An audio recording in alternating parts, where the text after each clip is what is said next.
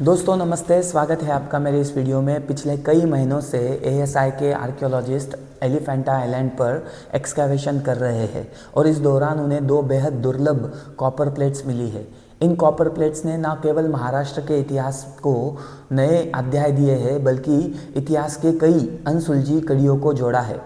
एलिफेंटा द्वीप मुंबई से निकट एक यूनेस्को वर्ल्ड हेरिटेज साइट है जिसका पुराना नाम घारापुरी था, लेकिन 16वीं शताब्दी में जब यहाँ पर पोर्तुगीज आए तो उन्हें इस द्वीप पर एक बड़ी हाथी की मूर्ति दिखी, जिसके बाद से ही ये आइलैंड एलिफेंटा के नाम से जाना जाने लगा। एलिफेंटा द्वीप का इतिहास बेहद प्राचीन है। यहाँ पर मानवीय गतिविधियों के प्रमाण हमें दूसरी शताब्दी ईसा पूर्व से ही मिलते हैं, लेकिन यहाँ के जो फेमस केव्स है और यहाँ के जो अलौकिक शिवजी की मूर्तियाँ हैं इसे 6ठी शताब्दी में माहेश्मती के कलाचूरियों ने बनवाया था, ऐसा इतिहासकारों का मानना है। हाल ही में मिले ये दो ताम्रपत्र संस्कृत में है जिसे ब्राह्मी लिपि में लिखा गया है।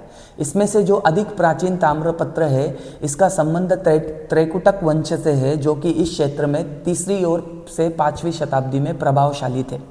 ऐसा माना जाता है कि ये त्रिकुटक नाम 3 पहाड़ों का प्रतीक है। इसकी पुष्टि हमें इनके द्वारा जारी किए गए सिक्कों से मिलती है, क्योंकि इनके सिक्कों के पिछले भाग में हमें स्पष्ट रूप से 3 पहाड़ों की आकृति दिखती है। अब तक ये मानना था कि इस राज्यवंश की स्थापना महाराजा इंद्रसेन ने की थी। इंद्रसेन महाराज का नाम हमें इनके उत्तराधिकारियों के अभिलेखों में मिलता है, लेकिन अब ये ताम्रपत्र मिलने के बाद ये स्पष्ट हो चुका है कि महाराजा इंद्रसेन से भी पहले एक महाराजा थे जिनका नाम था महाराजा नन्नमल्लदास। इस ताम्रपत्र की दूसरी उल्लेखनीय बात यह है कि इस ताम्रपत्र पर हमें अनिरुद्धपुर ये स्थान का उल्लेख मिलता है। गौर करने वाली बात यह है कि हमें जितने भी त्रैकुटक वंश के ताम्रपत्र मिले हैं इन पर हमें अनिरुद्धपुर ये उल्लेख मिलता है। हो सकता है कि ये अनिरुद्धपुर इन त्रिकुटों की राजधानी थी। कुछ इतिहासकारों का ये भी मानना है कि हो सकता है अनिरुद्धपुर ये एलिफेंटा का ही एक प्राचीन नाम था। दूसरा जो ताम्रपत्र है ये भी बहुत दिलचस्प है। इसका संबंध 7वीं शताब्दी के नवसारी चालुक्यों से है। नवसारी के चालुक्य ये बदामी के चालुक्य के ही एक सामंत हुआ करते थे।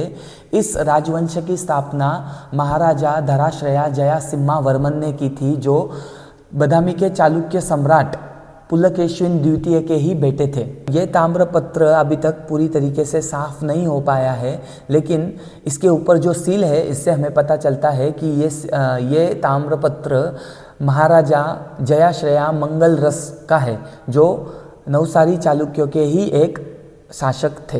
दोस्तों, हमें नवसारी के चालुक्यों के बारे में अवश्य पता होना चाहिए, क्योंकि 8वीं शताब्दी में जब अरबों ने गुजरात और महाराष्ट्र के रास्ते दक्षिण भारत पर आक्रमण करने का प्रयास किया तो नवसारी चालुक्य के राजा अवनी जनश्रया पुलकेशिन ने इन्हें नवसारी के पास करारी शिकस्त दी और इनका जो दक्षिण भारत में प्रवेश था इसे विफल किया। इस ऐतिहासिक युद्ध के बाद में महाराजा अवनी जनश्रया पुलकेशिन ने दक्षिण पथ साधक ये नाम की उपाधि धारण की, जिसका अर्थ होता है दक्षिण भारत का रक्षक या फिर strong pillar of south India. Badami Chalukya की जो राजधानी है ऐहोल, यहाँ से हमें एक इंस्क्रिप्शन मिलता है जहाँ पर पुरी ये स्थान का उल्लेख किया गया है। कई सालों से इतिहासकारों के बीच में ये असमंजस था कि ये पुरी स्थान कहाँ पर है, लेकिन अब जो ये सेकंड कॉपर प्लेट हमें एलिफेंटा यानी घारापुरी से मिली है, इससे ये स्पष्ट होता है कि घारापुरी ये चालुक्यों का एक इम्पॉर्टेंट कमर्शियल ट्रेड सेंटर था।